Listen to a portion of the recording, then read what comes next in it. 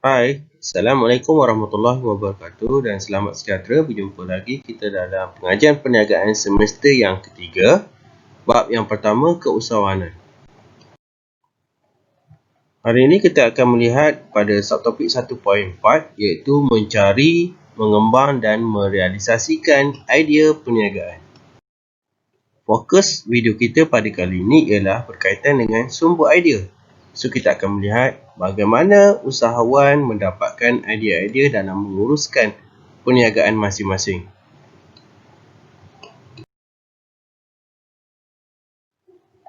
Berikut merupakan sumber-sumber idea yang digunakan oleh seseorang usahawan dalam menjalankan ataupun menghasilkan produk ataupun perkhidmatan masing-masing.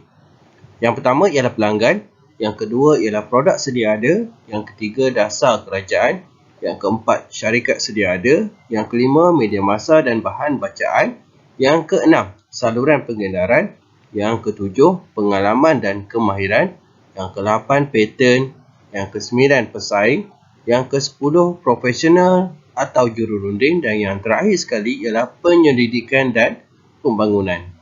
Jom kita tengok huraian untuk setiap sumber idea yang telah dinyatakan. Baiklah, yang pertama kita tengok pelanggan. Bagaimana pelanggan ini memberi sumber idea kepada usahawan untuk menghasilkan sesuatu produk ataupun perkhidmatan. Pelanggan merupakan pihak yang membeli keluaran yang dihasilkan oleh seseorang usahawan sama ada dalam bentuk fizikal ataupun perkhidmatan. Okay, setiap pelanggan mempunyai citarasa dan pendapat yang berlainan terhadap sesuatu keluaran. Usahawan boleh mendapatkan maklum balas berkaitan keluaran yang dihasilkan daripada pelanggan. Okay, sebagai contoh, untuk syarikat kereta. Setiap pelanggan mempunyai citarasa berlainan seperti minat kepada kereta yang mempunyai ciri keselamatan yang canggih ataupun yang berminat tentang reka bentuk yang lebih menarik, sporty dan sebagainya. Okay, jadi idea-idea daripada pelanggan itu boleh diambil oleh usahawan untuk menghasilkan keluaran yang lebih baik pada masa akan datang. Okay, contoh macam masakan ataupun makanan. Okay, ada pelanggan yang mungkin memberi pendapat. Okay, kita masukkan bahan ni.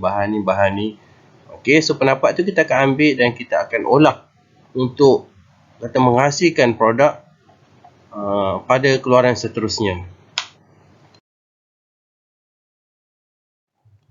Yang kedua ialah produk sedia ada.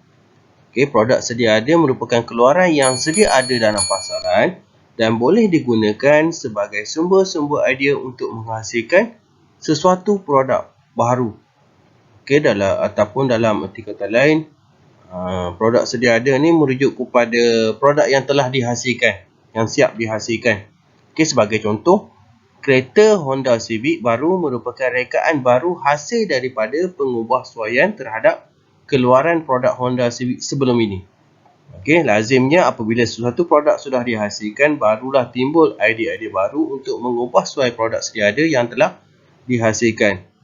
So dalam arti kata lain, maknanya bila produk dah terhasil, so kita akan tengoklah apa kekurangan yang ada pada produk tersebut dan kita akan timbul idea, okey, untuk menghasilkan kalau kita tambah macam ni lagi cantik, kalau kita buat macam ni okey lagi sesuai. So idea tersebut datang daripada produk yang telah dihasilkan ataupun produk yang sedia ada. Sumber idea yang ketiga ialah dasar kerajaan. Kerajaan berperanan mengawal perkembangan ekonomi dalam sesuatu sektor atau bidang perniagaan melalui undang-undang dan dasar-dasar kerajaan yang dikuatkuasakan. Okay, hal ini seterusnya dapat menentukan hala tuju sesuatu sektor perniagaan dalam negara. Secara relatifnya, tindakan yang diambil oleh pihak kerajaan akan dapat menggalakkan pewujudan idea perniagaan sesuai dengan dasar kerajaan pada masa tersebut. Okay, sebagai contoh, kerajaan ingin menjadikan Malaysia negara pelancongan. So dari situ timbul idea-idea berkaitan dengan sektor pelancongan seperti homestay, kraftangan dan sebagainya lah. Okay, kalau kata dasar pertanian, mungkin akan wujud alat ataupun teknologi yang mempercepatkan proses tanaman ataupun baja-baja yang bersesuaian. Itu antara idea-idea yang timbul daripada dasar yang telah ditetapkan oleh sesebuah kerajaan yang memerintah sesebuah negara. Yang keempat ialah syarikat sedia ada. Sebelum menubuhkan sesuatu syarikat baru atau anak syarikat baru, usahawan perlu menilai kekuatan dan kelemahan syarikat terlebih dahulu. Sesuatu idea boleh dikaji dengan mendapatkan pandangan daripada pekerja syarikat. So dalam kata lain, syarikat sedia ada ni merujuk pada perniagaan yang kita usahakan sekarang ni. So dalam perniagaan kita terdapat ramai pekerja-pekerja. So dalam pekerja tersebut ada yang berpengalaman, ada yang mempunyai pengetahuan yang tinggi dalam sesuatu produk ataupun perkhidmatan yang dihasilkan. So maknanya kita minta pandangan, dan pendapat tersebut mungkin kita boleh terima untuk kita menghasilkan sesuatu keluaran yang lebih baik ataupun sesuatu yang lain dalam pasaran tersebut. Yang seterusnya ialah media massa dan bahan bacaan. Media massa yang merangkumi media cetak dan media elektronik boleh memberikan idea kepada usahawan untuk memulakan perniagaan baru atau mengembangkan perniagaan sedia ada. Contoh media cetak seperti majalah, surat khabar, buku dan sebagainya. Media elektronik seperti TV, radio, internet dan sebagainya. Sebagai contoh majalah Anjung Seri. Salah satu komponen dalam media cetak. Memberikan idea-idea baru kepada usahawan untuk membuka perniagaan landscape dan hiasan dalaman. So maknanya kita dalam kehidupan seharian kita didedahkan dengan pelbagai bahan, sama ada bahan itu daripada dalam negara ataupun dari luar negara. Melalui media massa dan juga bahan bacaan. So mungkin perkara-perkara tersebut boleh kita jadikan idea untuk kita set up kita punya bisnes ataupun kita nak kembangkan kita punya produk-produk, menghasilkan sesuatu yang lain yang tak ada lagi dalam pasaran dalam negara. Contoh lain, dia ada rancangan masakan di televisyen, memberikan idea kepada usahawan menghasilkan menu yang pelbagai. Kalau kata sebelum ni kita menghasilkan menu yang sama saja tapi melalui pembacaan dan juga rakaman TV dan sebagainya, so timbul idea untuk kita hasilkan menu yang berlainan. Sumber idea yang keenam ialah saluran pengedaran. Perhubungan antara usahawan dengan pelanggan bergantung kepada saluran pengedaran yang digunakan. So dalam kita memasarkan sesuatu produk ataupun perkhidmatan yang kita hasilkan, kebiasaannya kita akan menggunakan orang tengah ataupun saluran pengedaran sebagai contoh pemborong, ejen, peruncit. So ini termasuk dalam kategori saluran pengedaran. Banyak maklum balas yang diterima oleh saluran pengedaran ini daripada pelanggan. So mungkin ada idea-idea disampaikan kepada pihak-pihak saluran pengedaran ni. So kita dapatkan maklumat daripada orang tengah ni ataupun saluran pengedaran ni dan kita cuba buat sesuatu yang lain daripada yang lain, hasil daripada kata maklum balas yang diterima oleh pelanggan melalui saluran pengedaran. Sumber yang ketujuh ialah pengalaman dan kemahiran. Pengalaman yang diperoleh sewaktu bekerja dengan majikan boleh dijadikan sumber idea untuk memulakan perniagaan. Ataupun kemahiran yang diperoleh melalui pendidikan formal ataupun tidak formal. Contoh formal dekat sekolah, dekat universiti ataupun pusat-pusat kemahiran.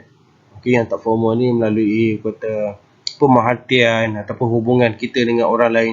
So idea-idea yang kita terima ni boleh dijadikan sebagai panduan untuk kita untuk memulakan perniagaan ataupun kita nak menghasilkan sesuatu produk ataupun perkhidmatan yang baru. Sumber idea yang ke-8 ialah patent. Patent ni ialah hak cipta yang dilindungi oleh undang-undang sesebuah negara termasuklah Malaysia. Pemberian hak cipta dapat melindungi keluaran usahawan daripada diplagiat, ditiru atau dicetak rompak oleh pihak yang tidak bertanggungjawab. Kebiasaannya perkara-perkara yang dipatentkan ni mempunyai nilai komersial sendiri dan boleh dijual kepada pihak lain dengan nilai yang tinggi.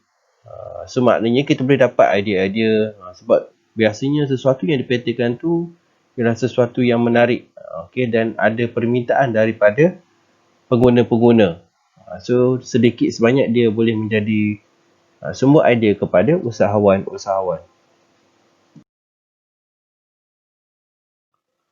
Sumber idea yang ke-9 pula ialah pesaing.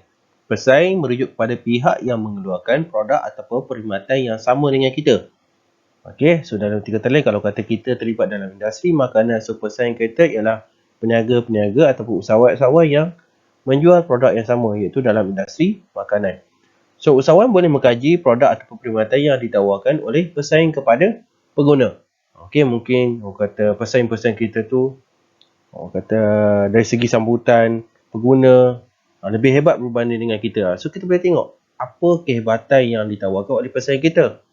Dan mungkin idea-idea yang kita dapat tu, kita boleh masukkan dalam perniagaan kita, ataupun kita nak memperbaharui ataupun memperbagaikan produk-produk atau keluaran daripada syarikat kita.